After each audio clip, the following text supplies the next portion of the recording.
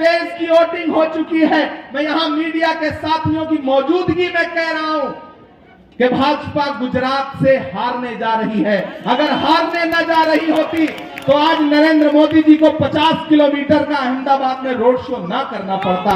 मेरे भाई, हारने जा रही है। ये गुजरात है, यहां के हवा में व्यापार है साहेब। मैंने देखा है कि दिल्ली दंगों के दौरान अरविंद केजरीवाल ने अपने होठों को न जाने कौन से फेविकॉल से चिपका के बंद कर लिया था। एक लफ्ज नहीं बोले थे केजरीवाल साहब। मरकज के खिलाफ कोरोना में एफआईआर करना था तो सबसे पहली प्रेस कॉन्फ्रेंस अरविंद केजरीवाल ने करके कहा था कि मरकज पर एफआईआर कराओ। लाल किले से खड़े होकर के देश के प्रधानमंत्री भाषण देते हैं, महिला सम्मान, महिला सुरक्षा, लंबी लंबी बातें करते हैं और उसी बातचीत के दौरान अगले 2 घंटे बाद उन्हीं के सूबे में गुजरात में भारत की एक बेटी बिल्किस के गुनहगार 11 बलात्कार के आरोपी सरकारी शह पर रिहा कर दिए जाते हैं।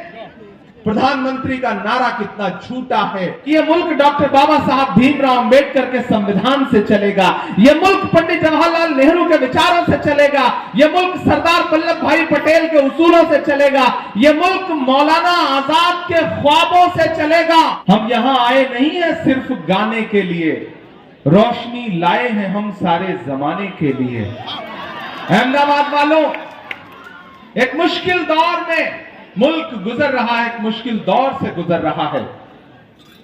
एक तरफ वो ताकतें खड़ी हैं जो कहती हैं कि मुल्क संविधान से नहीं चलेगा बल्कि उनकी तानाशाही से चलेगा, उनकी मर्जी से चलेगा, वो जैसे चाहेंगे वैसे चलेगा।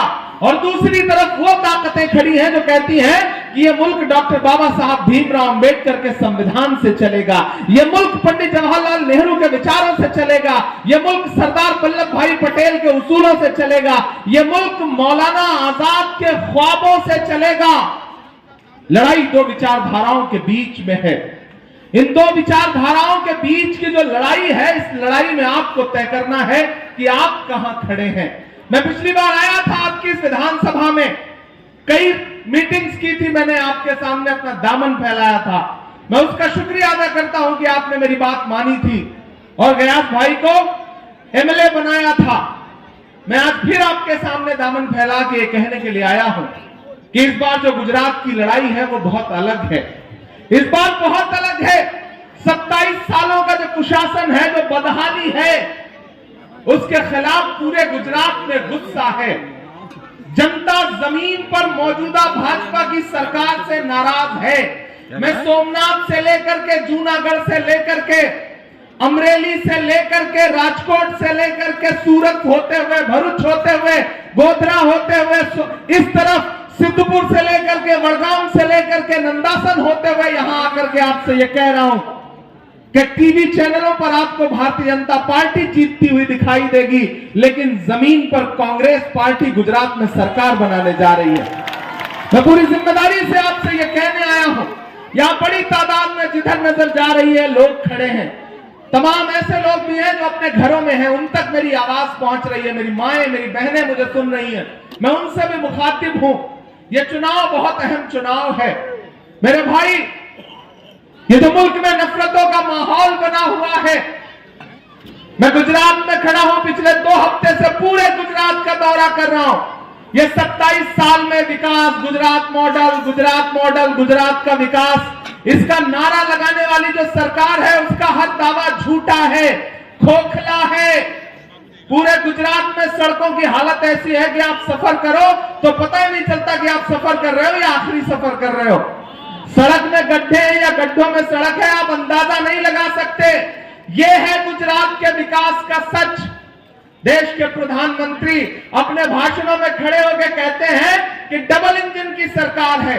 पिछले 8.5 साल से दिल्ली में भी है, 27 साल से गुजरात में भी है, लेकिन डेवलपमेंट के नाम पे गुजरात में क्या है?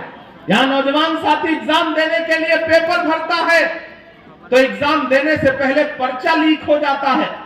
40 लाख रजिस्टर्ड बेरोजगार हैं इस गुजरात में। इस सूबे में 22 बार अब तक पर्चे लीक हो चुके हैं और नरेंद्र मोदी जी कहते हैं कि गुजरात का विकास सर चढ़ के बोल रहा है। मैं उस सूबे में खड़ा हूं जहां चलती हुकूमत के बीच में मुख्यमंत्री सहित पूरा कैबिनेट बदल दिया गया। जिस मुख्यमंत्री को बदला गया उसे भी नहीं पता उसे क्यों हटाया गया, और जो नए वाले बनाए गए हैं उन्हें भी नहीं पता कि क्यों बनाया गया। विजय रूपानी जी को आज तक नहीं पता कि क्यों हटाया गया, और नए वाले पहला सूबा है पूरे देश में जहां मुख्यमंत्री का नाम ग्रामीण में लोगों को पता नहीं है। मैं उस गुजरात में खड़ा हूं, मैं मोरबी होके आया हूं, मैंने देखा है 135 से ज्यादा लाशों का दर्द आज भी उस शहर के माथे पर बोल रहा है। मैं उस शहर से होकर के आया हूं, मैंने वहां लोगों से बात की है, तब मैं यहां खड़ा होकर कह रहा हूं कि आपको याद होगा वो दिन कि जब एक दिन में मोरबी में 135 लाशें बिछी थी। उस दिन इस देश का हाकिम गुजरात में मौजूद था और दिन में 3 बार कपड़े बदल करके हरी झंडी दिखा रहा था। आपको याद है वो लम्हा जब उस शहर में 135 कफन सिले जा रहे थे। उस दिन हमारे देश का हाकिम हरी झंडियां दिखा रहा था, सरकारी कार्यक्रम कर रहा था। यहाँ का गुजरात सर चढ़ के बोल रहा है लोगों के यहाँ का विकास। ये गुजरात है, यहाँ हिलाने पर पुल टूट जाता है,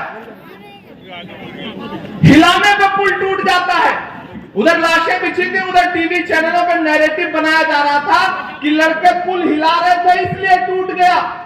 यह है गुजरात के विकास का सच। यहां नरेंद्र मोदी जी हरी झंडी दिखा करके ट्रेन रवाना करते हैं, वंदे भारत ट्रेन आगे बढ़ती है, भैंस से टकराती है तो भैंस नहीं मरती, ट्रेन का इंजन टूट जाता है। यह है गुजरात के विकास का सच।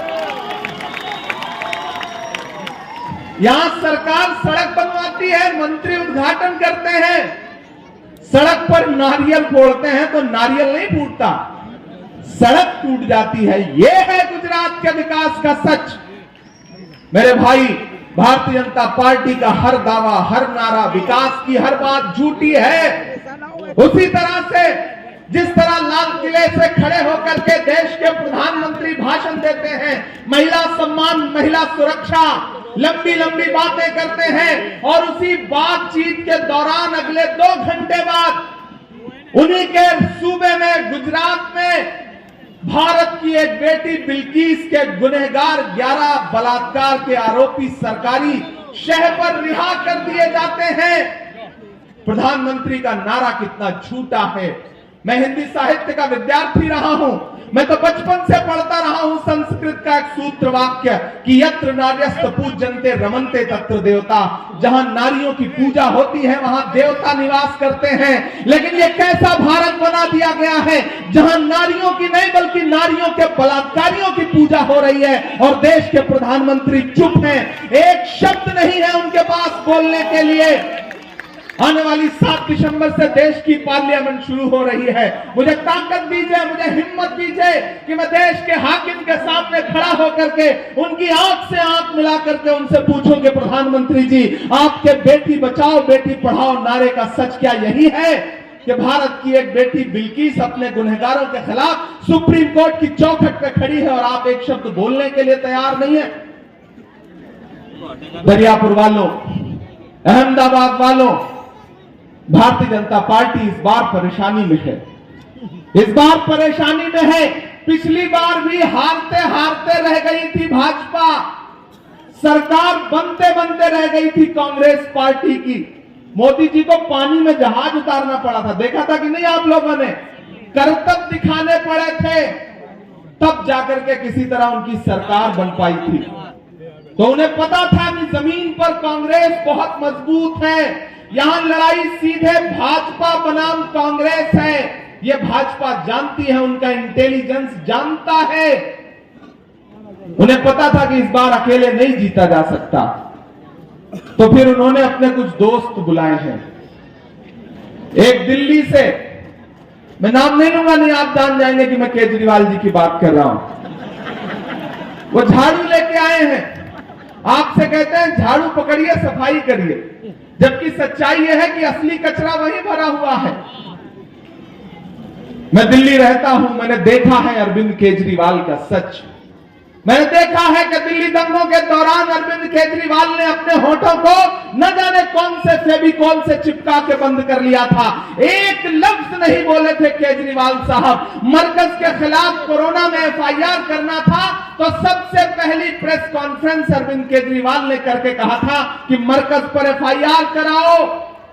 आज वो आपके बीच में खड़े हैं। अभी उनके उप मुख्यमंत्री आए थे मनीष सिसोदिया, उनसे किसी पत्रकार ने कहा कि आप बिल्किस के बारे में क्या कहेंगे, तो उन्होंने कहा हम बिल्किस पर क्यों बोलेंगे।